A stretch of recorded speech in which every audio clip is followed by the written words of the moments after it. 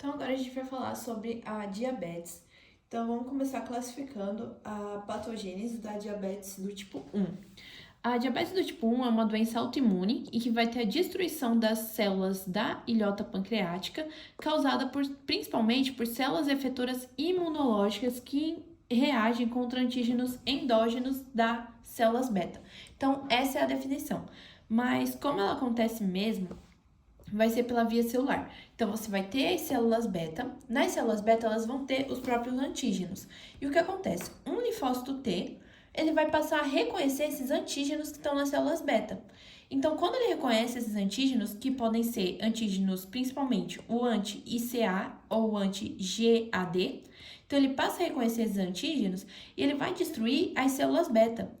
E o que acontece? As células beta vai passar a liberar esses antígenos no sangue. E quando esses antígenos caem na circulação, gera a produção de anticorpos contra eles. Então, vai ter uma destruição maciça das células beta por conta disso. Então, ela acontece por conta de um linfócito T autorreativo que passa a reconhecer os antígenos que estão nas células beta e aí destrói essas células beta. Tanto que isso acontece só em algumas pessoas, então essas pessoas já têm predisposição. Porque se você pegar esse sangue dessa pessoa, mesmo com esses antígenos liberados no sangue e colocar em uma outra pessoa que não tenha predisposição, os linfócitos T não vão reconhecer esses antígenos, porque eles precisam de uma predisposição para ter essa doença. Então, esse é o fator principal. Então, essa é a fisiopatologia, a patogenia da doença, a patogênese dessa doença. Então, ela desenvolve mais na infância e envolve a interação de fator genético e fator ambiental. Então, de genético, vai ter principalmente uma mutação no HLA do cromossomo 6, que é responsável por 50% da genética desses casos. Outros não tem praticamente como classificar, vai ter mutação em HLA, outro HLA DR3, DR4, então esses são os principais. Então, HLA, HLA DR3 e HLA DR4. Então, principalmente essas mutações. Outros genes que não são HLA também vão conferir suscetibilidade para diabetes do tipo 1. O primeiro gene, não MHC, vai ser o da insulina e algumas regiões promotoras que ela vai estar mutada. Então, tem várias classes de genes que estão ligados, então não tem como a gente classificar todos. Mas o principal que tem que saber é isso, que a patogenia dela é a destruição autoimune das ilhotas pancreáticas por apresentação de antígeno no leucocitário humano. Então, a etiologia vai ser um defeito genético e fator ambiental. O fator ambiental vai gerar um gatilho para desenvolver a doença, então também tem relação com o mimetismo molecular, que quando os antígenos eles passam a reconhecer as ilhotas, as células das ilhotas, como algo que está errado no corpo. Então, isso também está relacionado. E outro fator ambiental vai ser a infecção viral anterior, que vai funcionar como um gatilho para desenvolver a doença. Só que esse mecanismo não é 100% explicado. Então, esse é o mecanismo de destruição das células beta na diabetes tipo 1 pela via celular. Então, o linfócito T reconhece antígeno das células beta, destrói e isso gera anticorpos. Agora a gente vai ver a diabetes do tipo 2.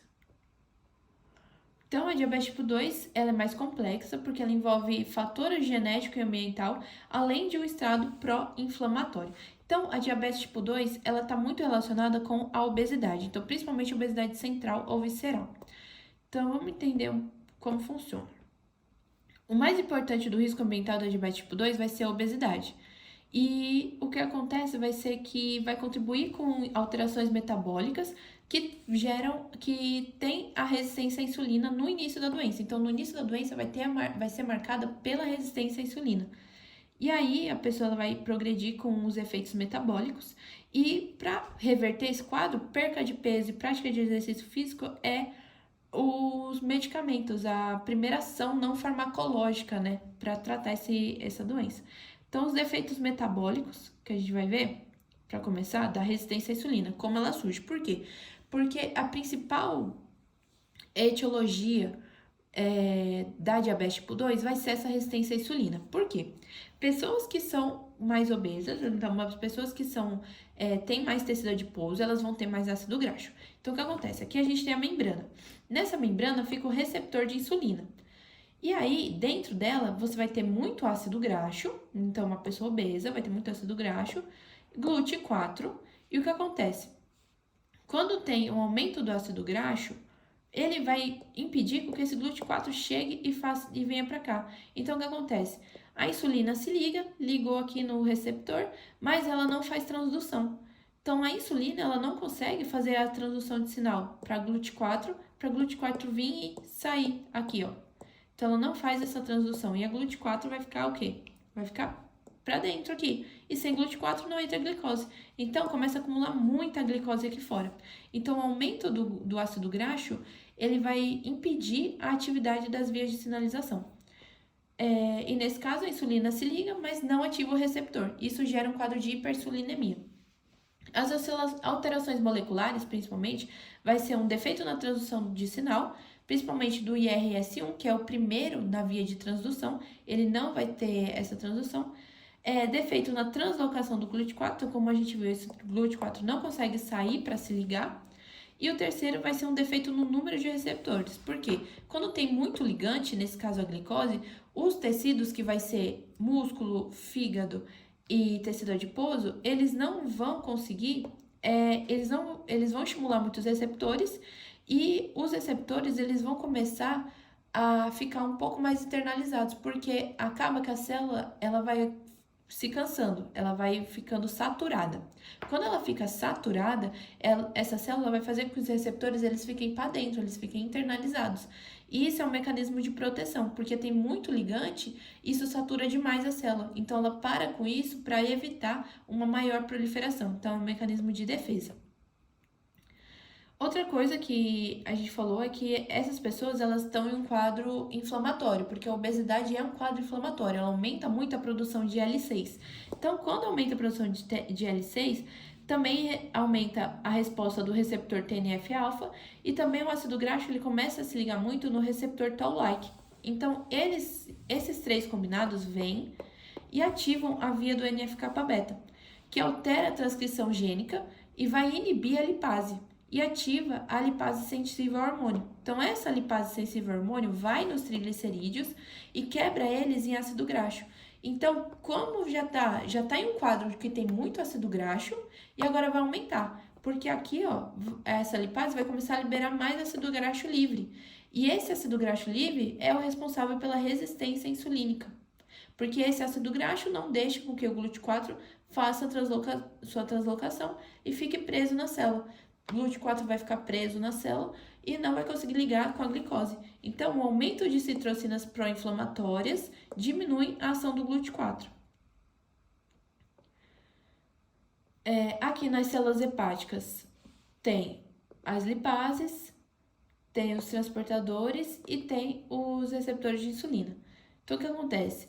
Vai entrar aqui os ácidos graxos no transportador, aumentar o ácido graxo celular. No fígado, esse ácido graxo sofre oxidação e ele é convertido. Só que nesse caso dessa conversão, como tem muito ácido graxo, ele vai pegar a ceramida e o diacilglicerol e transformar na serina.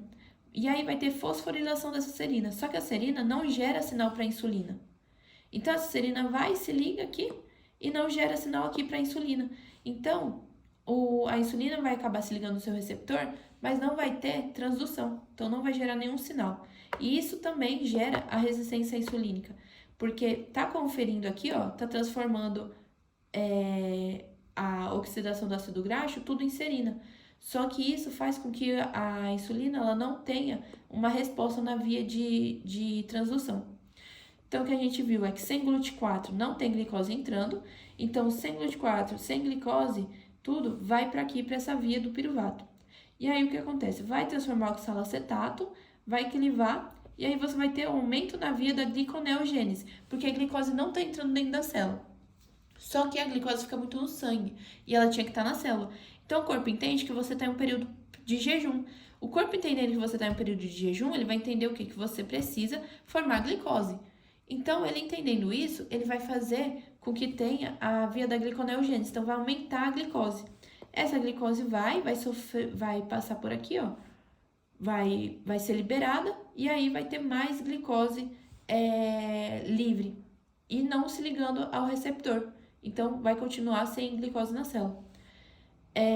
Esse oxalacetato vai seguir também pela via da esterificação, e aí chega aqui nessa terceira via, na segunda via, vai ter a ação da lipase, porque ela vai pegar esses triglicerídeos e vai transformar em glicerol, vai transformar mais ácido graxo. Então, vai ter mais ácido graxo também livre. Então, além de ter mais insulina, vai ter mais ácido graxo. Então, ácido graxo livre, por ter mais, numa pessoa que tem mais tecido adiposo, vai aumentar mais a via lipolítica e diminuir a ação de insulina. Então, mais ácido graxo livre e, consequente, mais glicose. Então, o que a gente vê aqui, mais ácido graxo, mais glicose. Então, como a gente vai classificar, descrever a fisiopatologia da diabetes do tipo 2?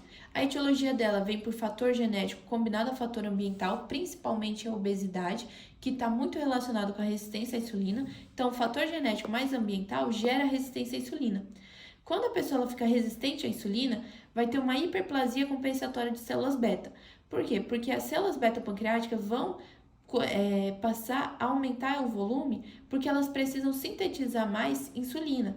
Porque elas não vão entender que o problema está na transdução. Elas vão entender que o problema está que ela não tem insulina. Então, vai secretar mais insulina. Então, vai aumentar mais mitoses. Então, secretando mais insulina, ela vai tentar fazer com que a glicose se ligue e entre na célula. Só que a insulina se liga no receptor, só que ela não ativa, porque tem aqueles ácidos graxos impedindo a transdução de sinal e tem todos aqueles mecanismos inflamatórios impedindo também que haja transdução de sinal. Então, isso gera um quadro de hiperinsulinemia, porque tem muita insulina sendo liberada pelas células beta. Esse efeito de muita insulina sendo liberada, ela não vai se ligar, ela não vai fazer com que a glicose entre na célula, porque o defeito está na ativação do receptor. Então, consequentemente, vai ter hiperinsulinemia além da hiperglicemia, porque essa glicose ela vai ficar toda no sangue, ela não vai entrar para a célula. Então, isso em um período, isso quando vai aumentando o período de tempo, então a pessoa ela não vai tratando, não vai mudando os hábitos, ela vai acabar desenvolvendo a diabetes do tipo 2. Então, essa é a fisiopatologia dessa doença. Uma coisa importante é que pessoas que, quando você fala do efeito incretina, né, que são hormônios das células intestinais que estimulam as células beta a liberar insulina. Então, quando a pessoa ela coloca glicose de forma oral, ela aumenta a incretina do que se ela injetasse via endovenosa. Então, quando a pessoa ela quer estimular as células beta a liberar a insulina, ela tem que colocar a glicose de forma oral na boca. Então, de forma oral, porque estimula essas células intestinais a aumentarem as incretinas. Agora, a patogênese da doença. Então, aquilo que a gente falou, genética mais ambiental, resistência à insulina, hiperplasia compensatória de células beta para tentar manter a glicemia. Isso gera uma insuficiência inicial das células beta. Então, essas células beta elas vão começar a se cansar desse processo hiperplásico e aí vai aumentar a glicose ainda. E aí, o que acontece? Vai ter uma insuficiência tardia das células beta, porque essa inicial ela não teve uma mudança de hábitos de vida, ela continuou os seus hábitos, então alimentação e falta de exercício físico, insuficiência tardia de células beta. Diminuição de células beta gera diminuição da insulina e instala o quadro de diabetes mellitus do tipo 2. Então, isso tudo que a gente falou tá aqui no Robbins. Então, aqui, a resistência à insulina é a incapacidade dos tecidos-alvo de responderem à insulina. Então, quais são os tecidos? Fígado, músculo e tecido adiposo. A incapacidade de inibir a produção endógena de glicose no fígado contribui para alto nível de glicose no sangue em jejum. Então, quando não tem glicose entrando na célula, ela vai fazer com que o fígado produza mais glicose. Então, quebre o glucagon em glicose, o glicogênio em glicose, que vai contribuir para ter muito nível de glicose no sangue, mesmo em jejum. A incapacidade para conseguir absorver a glicose e a síntese do glicogênio no músculo logo após uma refeição contribui também para o elevado nível de glicose pós-prandial, porque não está absorvendo essa glicose e sintetizando o glicogênio.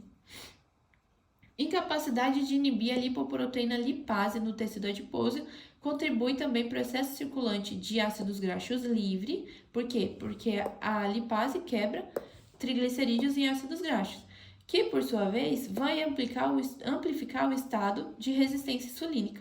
Então, tudo isso contribui para esse quadro de resistência à insulina. Obesidade e resistência à insulina, elas estão totalmente ligadas. E o que acontece? A obesidade, ela vai ter efeito na sensibilidade à insulina. Como? Aumentando ácidos graxos, como a gente já falou lá em cima. Esse excesso de ácido graxo carrega demais a via de oxidação do ácido graxo, levando ao acúmulo dos intermediários nos hepatócitos. E nos hepatócitos, essa insulina, normalmente, ela deveria inibir a gliconel, a formação da nova glicose, pelo bloqueio da atividade de uma enzima.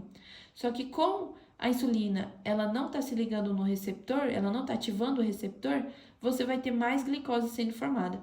E aí o excesso também desses ácidos graxos junto com a glicose vai competir, o excesso de ácido graxo compete com a glicose pela oxidação do substrato, que leva à inibição das enzimas glicolíticas, agravando um desequilíbrio existente da glicose. Importante também da adipocina, que é lembrar que o tecido adiposo não é um depósito sensível ao armazenamento de gordura, mas é um órgão endócrino que libera hormônio em resposta num estado metabólico.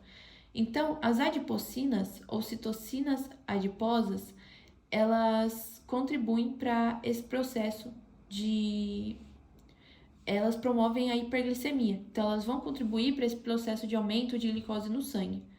E o nível de adiponectina, que é quem diminui a glicose no sangue, vai estar reduzido quando se trata da obesidade. Porque você aumenta demais a adipocina, que é a citocina, e diminui, como uma forma de feedback, a adiponectina.